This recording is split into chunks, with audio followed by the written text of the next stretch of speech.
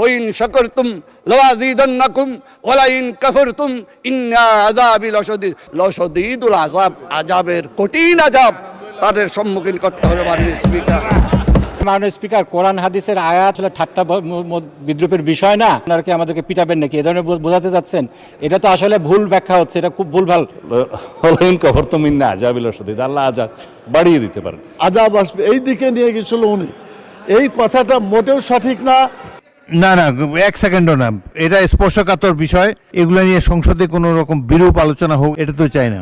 Budget ঘোষণার পর দ্রব্যমূল্য বৃদ্ধি পায়নি, জনগণ হতাশ হয়নি, বরং স্বস্তিবোধ করেছে। মাননীয় স্পিকার, খালি আমাদের ডান পাশের বন্ধুরা কেন সেদিন মিছিল করেছিল জানতে পারি নাই। মাননীয় স্পিকার, আমাদের কাছে এসে আমাদের প্রধানমন্ত্রীর কাছে, আমাদের মাননীয় মন্ত্রীদের কাছে বাজেট চাইবে, বরাদ্দ চাইবে, কিন্তু রাস্তায় যে মিছিল করবে। সেই কারণে আমি একটি আল কোরআনের আয়াত বলতে চাই, ফাইন শাকারতুম লাযীদান্নাকুম ওয়া লাইন কাফারতুম ইন্না আযাবি লাশাদীদ। শুকর করতে হবে জীবনের, শুকর করতে হবে বরাদ্দের, শুকর করতে হবে মাননীয় প্রধানমন্ত্রী তারেক রহমানের, শুকর করতে হবে আমাদের মাননীয় মন্ত্রীদের। তারা শুকর করে না কিন্তু অস্বীকার করে, সেই জন্য তাদের উপর লাশাদীদুল আযাব, আযাবের কঠিন আযাব তাদের সম্মুখীন করতে হবে। মাননীয় স্পিকার, আল কোরআনে আরেকটা আয়াত আছে মাননীয় স্পিকার, ওয়া মাকারু ওয়া মাকারাল্লাহ ওয়াল্লাহু খায়রুল মাকিরিন। তোমরা বলেছ, তোমরা বুঝেছ, তোমরাই কৌশলী, আপনারাই কৌশলী, কিন্তু আল্লাহ বলছেন আমি শ্রেষ্ঠ কৌশলী। আর যারা আমার সাথে কৌশল খাটায় তাদের অবস্থা খুবই শোচনীয়। মাননীয় স্পিকার, মাননীয় সদস্য, খুব জরুরি না হলে পয়েন্ট অফ অর্ডারে দাঁড়াবেন না। পয়েন্ট অফ অর্ডার সমসাময়িক চলমান বিষয়ের উপর হতে হবে। এই চলমান বিষয়ের উপর বলবেন, বলুন। ধন্যবাদ মাননীয় স্পিকার। আসলে মাননীয় স্পিকার, কোরআন হাদিসের আয়াত এবং যেই রাসূল ইসলামের বাণীগুলো আছে এগুলো তো আসলে ঠাট্টা বিদ্রুপের বিষয় না। এটা নিয়ে যদি ঠাট্টা বিদ্রুপ করা হয় তাহলে আসলে খুবই দুঃখজনক। এখানে কোরআনের আয়াত কোট করা হয়েছে, লাইন শাকারতুম লাযীদান্নাকুম ওয়া লাইন কাফারতুম ইন্না আযাবি লাশাদীদ। ওনাদের প্রশংসা করলে ওনারা আরও বাড়ায় দিবেন, আর ওনাদের ইয়ে না করলে ওনারকে আমাদেরকে পিটাবেন নাকি এ ধরনের বোঝাতে যাচ্ছেন? এটা তো আসলে ভুল ব্যাখ্যা হচ্ছে, এটা খুব ভুলভাল বিষয়। এ ব্যাপারে রাসূল ইসলামের কঠোর সতর্কবাণী এসেছে যে এইগুলা বিষয়ে ঠাট্টা বিদ্রুপ করার বিষয় না। আমি মাননীয় প্রধানমন্ত্রী যখন ছিলেন আমাদের দেশনেত্রী বেগম খালেদা জিয়া, সেই সময়ের একটা জাস্ট খালি ঘটনা উল্লেখ করছি। সেই সময় শাহবাগের সময় কোরআন হাদিস নিয়ে অনেক বিদ্রুপ হচ্ছে, ঠাট্টা তামাশা হচ্ছে। সে সময় একটা চিঠি লেখা হয়েছিল, সেই চিঠিটা নিয়ে যখন আমরা গেলাম তিনি বললেন কোরআনের একটা আয়াত, সূরা তওবার একটা আয়াত তোমরা যোগ করতে পারো না? কুল আবিল্লাহি ওয়া বিআয়াতিহি ওয়া বিরাসূলিহি ইস্তাহজিউন। এখানে তোমরা কি আল্লাহর আয়াত, আল্লাহকে নিয়ে, আল্লাহ রাসূলকে নিয়ে, আল্লাহর আয়াত কিনে তোমরা ঠাট্টা মশকরা করছে? তো এটার জন্য তো যদি তোমরা করো তাহলে তোমাদের অবস্থান হবে জাহান্নামে। তো এই জিনিসটা আমাদেরকে খুব সতর্কভাবে নিতে হবে। কোরআন হাদিসের ভুল ব্যাখ্যা, কোরআন হাদিসের এরকম অবমাননাকর কিছু বিষয়, এগুলো আমাদেরকে কোনোভাবে করা যাবে না। এটার ব্যাপারে আপনার দৃষ্টি আকর্ষণ করছি মাননীয় স্পিকার। ধন্যবাদ মাননীয় সদস্য।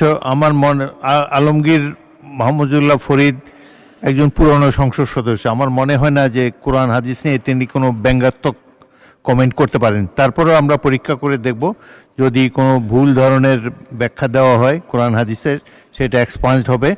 এবং কোরআন হাদিসের ভুল ব্যাখ্যা, বাংলাদেশ একটি মুসলিম প্রধান দেশ, এই দেশে কখনোই গ্রহণযোগ্য হবে না। পরবর্তী বক্তা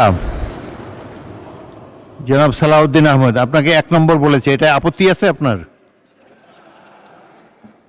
বলেন, স্বরাষ্ট্রমন্ত্রীকে মাইক দেন। মানে স্পিকার, আমি বিতর্কে যাব না, কিন্তু একটা ভুল মেসেজ যাবে বিরোধী দলের পক্ষ থেকে যখন একটা অভিযোগ আকারে বা যে কোনো আকারে বলা হোক যে আমাদের একজন মাননীয় সংসদ সদস্য কোরআন আর আয়াতের ভুল ব্যাখ্যা দিয়েছে। আমি প্রথমে বলি, আলমগীর মোহাম্মদ মাহফুজুল্লাহ ফরিদ একজন মৌলানা, মাদ্রাসা পাস, দাখিল আমার পাশের সিট, তিনি অন্তত এই উদ্দেশ্যটা বলেন, লাইন শাকারতুম লাযীদান্নাকুম ওয়া লাইন কাফারতুম ইন্না আযাবি লাশাদীদ। যেটা উনি বলেছেন সেইটা প্রাসঙ্গক্রমে বলেছে। আমরা যদি আল্লাহর নিয়ামতের শুকরিয়া আদায় করি, আল্লাহ আমাদেরকে আরো বাড়িয়ে দেয়। যদি শুকরিয়া আদায় না করি, লাইন কাফারতুম ইন্না আযাবি লাশাদীদ, আল্লাহ আযাব বাড়িয়ে দিতে পারেন। এখন এটা পলিটিক্যালি কেন বক্তব্য হবে? এটা দিয়ে কেন পয়েন্ট অফ অর্ডারে বাড়ানো হবে? এটা ঠিক হয় না মাননীয় স্পিকার। তিনি বলেছেন, সৎ উদ্দেশ্যেই বলেছেন, এবং আমরা যেন আল্লাহর শুকর গুজার করি। এইটাকে পলিটিক্যালি আমার মনে হয় মিস ইন্টারপ্রিট করা ঠিক হবে না। মানে স্পিকার, আমরা এই 92% মুসলিম দেশে, জনসংখ্যার দেশে, আমাদের এই মহান জাতীয় সংসদে কোনো সংসদ সদস্যের বক্তব্য যদি ভুলক্রমেও ইসলামের প্রতি অবমাননা যদি মূলক হয়, এটা আমরা নিন্দা করব, কিন্তু এইভাবে পলিটিক্যালি ইউজ করা ঠিক হবে না মাননীয় স্পিকার। ধন্যবাদ। ধন্যবাদ মাননীয় সদস্যবৃন্দ। আমি তো বললাম যে আলমগীর মোহাম্মদ মাহফুজুল্লাহ ফরিদ তিনি কোনো ব্যঙ্গাত্মক কথা এখানে বলবেন না, তিনি একজন প্রবীণ সংসদ সদস্য। তারপরেও তিনি যে মাদ্রাসার ছাত্র সেটাও বলা হলো। আপনারা নিশ্চয়ই হয়তো ওনাদের চেয়ে বেশি জানেন, অনেক আলেম ওলামা আপনাদের মধ্যে থাকতে পারে, এটা নিয়ে বিতর্ক হোক এটা চাই না। আমরা সবাই মুসলমান, এখানে অধিকাংশই মুসলমান, এই দেশটারও 92% মানুষ মুসলমান। সুতরাং এগুলো নিয়ে সংসদে কোনো রকম বিরূপ আলোচনা হোক, এসব স্পর্শকাতর বিষয়, এটা তো চাই না। ঠিক আছে, সেটা আমি ইতিমধ্যে মাননীয় সদস্য আমি বলেছি, আমি পরীক্ষা করে দেখব যদি না না মাইক ছাড়া বলবেন না, না না 1 সেকেন্ডও না, এটা স্পর্শকাতর বিষয়। আপনাদের সিনিয়র নেতারা সামনে দাঁড়িয়েছে, সংসদে প্রথম বেঞ্চের যখন সিনিয়র নেতারা দাঁড়ায় পিছন দিকে আপনারা বসে যাবেন। এবং আচ্ছা মুজিবুর রহমান সাহেব বলেন, কিন্তু কোনো বিতর্ক হয় এমন কোনো কিছু তুলবেন না। এখানে সবাই তো অধিকাংশই মুসলমান, অধিকাংশই ধর্মের প্রতি ধন্যবাদ, শ্রদ্ধা পোষণ করেন। ধন্যবাদ মাননীয় স্পিকার। আমাদের মাননীয় স্বরাষ্ট্রমন্ত্রী যেহেতু দাঁড়িয়েছেন এবং তিনি কথা বলেছেন, তার কথাকে যাতে লাইন মতো হয় সেজন্য তিনি নেওয়ার চেষ্টা করেছেন। এই আয়াতটা যে নাজিল হয়েছে, কেন নাজিল হয়েছে? এই আয়াতটা নাজিল হওয়ার প্রেক্ষাপট হচ্ছে আল্লাহ তাআলা তার অগণিত নিয়ামত এই পৃথিবীতে রেখেছেন। তিনি বলেছেন আইন তাউদ্দু নিয়ামতাল্লাহ লা তুহসুহা, তোমরা যদি আল্লাহর নিয়ামতকে গুনতে চাও তাহলে গুণে শেষ করতে পারবে না।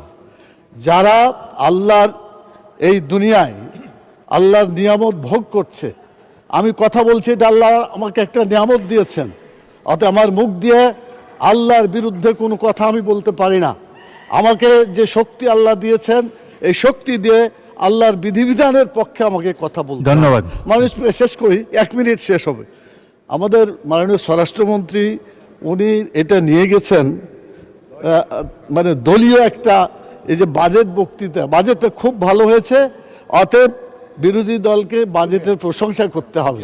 এইটা যদি প্রশংসা না করে তারপর আজাব আসবে, এই দিকে নিয়ে গেছিল উনি। এই কথাটা মোটেও সঠিক না। আমি বলতে চাই যেটা, ধন্যবাদ, কথা এটাই হয়েছে মাননীয় স্পিকার। আমার মনে হয় আপনি যদি প্রয়োজন মনে করেন একজন আলিমের কাছে যে বলবেন, কোনো মানুষের অবদানের কথা এখানে বলা হয়নি। ধন্যবাদ। যে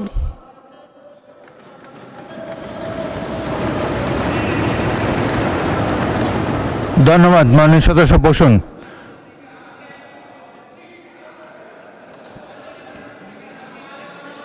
না না ঠিক আছে,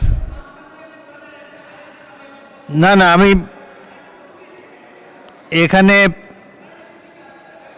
এখানে মাদ্রাসা পড়ার, মাদ্রাসা শিক্ষায় শিক্ষিত আলেম অনেক বেশি আছে এখানে এই দিকের চাইতে, সেটা তো আমরা স্বীকার করে নিয়েছি। তবে আমার এই ট্রেজারি বেঞ্চও 2-1 আছে। ওই দিন আপনি বলেছেন ভালো, অলরেডি আপনি কিছু জানেন, এটা তো আমরা ধরে নিলাম। এখন আপনি বললে আবার একটা বিতর্ক শুরু হবে।